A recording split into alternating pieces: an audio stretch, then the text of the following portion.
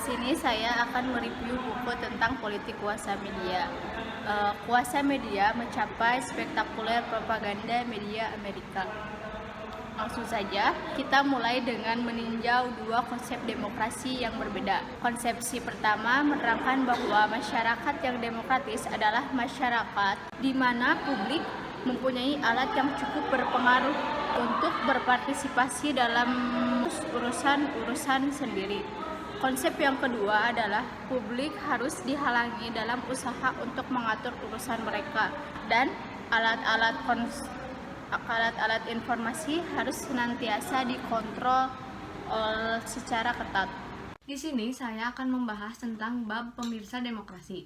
Kelompok yang terkesan dengan keberhasilan propagandanya adalah para teoritis demokrasi liberal dan pemuka media seperti Walter Lippmann. Dia adalah pemuka media asal Amerika. Ia juga mengungkapkan bahwa yang disebut dengan revolusi seni demokrasi dapat digunakan untuk membuat suatu persetujuan buatan. Dan ia juga menegaskan bahwa di mana demokrasi berfungsi dengan baik selalu terdapat kelas masyarakat. Nilai moral itu adalah bahwa massa publik terlalu bodoh untuk memahami sesuatu.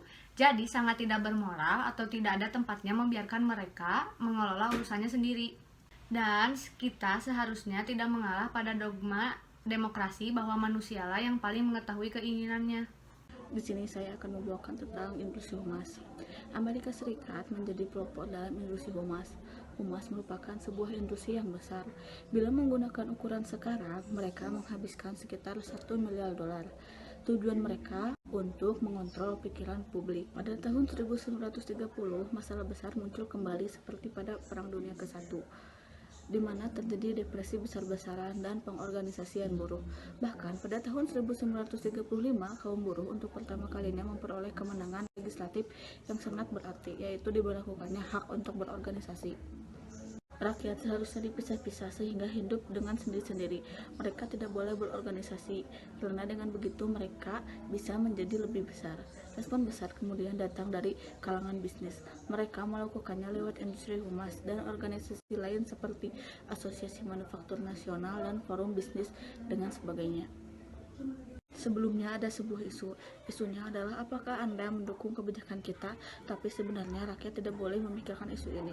Itulah kunci dari propaganda. Kemudian demokrasi. Demokrasi itu dia seharusnya merupakan sebuah sistem di mana kelas ahli dilatih untuk bekerja melayani majikannya. Sementara sisanya harus diasingkan dari segala organisasi, sebab organisasi hanya akan mendatangkan sebuah masalah.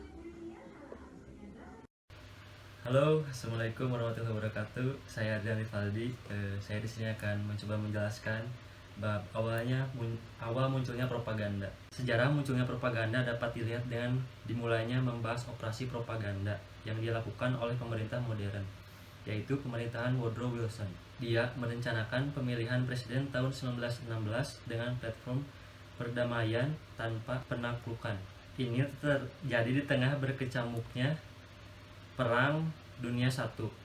Rakyat Amerika pada saat itu sangat anti perang dan merasa tidak ada alasan untuk tidak terlibat dalam perang Eropa yang sedang berkecamuk. Mereka kemudian membentuk komisi propaganda resmi pemerintah. Komisi ini meraih kesuksesan. Dalam waktu 6 bulan mereka berhasil mengubah populasi anti perang. Dan selanjutnya menjadi masa histeris dan haus perang yang bernafsu untuk menghancurkan semua yang berbau Jerman. Mulai saat itu dan setelah perang, teknik yang sama digunakan untuk membangkitkan histeris, ketakutan terhadap komunisme yang tujuannya untuk mencapai keberhasilan dalam menghancurkan serikat-serikat buruh dan menghapus ancaman-ancaman sejenis seperti kebebasan pers dan pemikiran politik.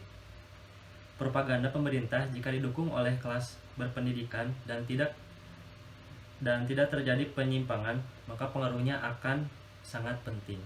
Ya, begitulah kira-kira penjelasan dari saya. Semoga bisa dapat dimengerti. Apabila ada kesalahan mohon maaf. Assalamualaikum warahmatullahi wabarakatuh. Nah, di sini saya bagian menjelaskan tentang budaya pemberontak. Jadi, budaya pemberontak ini adalah budaya atau gerakan yang selalu ada dalam kondisi sulit sekalipun. Gerakan ini atau budaya ini awalnya atau bertumbuhnya 1960, tapi ya masih diisi oleh mahasiswa dan pemuda dan gerakannya belum terorganisir secara masif. Baru tahun 1970 ada pertumbuhan yang lebih pesat di mana adanya gerakan-gerakan baru seperti gerakan feminisme, gerakan lingkungan atau anti nuklir dan lain-lain. Pada tahun 1980, gerakan ini bukan hanya tentang protes tapi juga ikut terlibat dalam kehidupan orang-orang yang susah.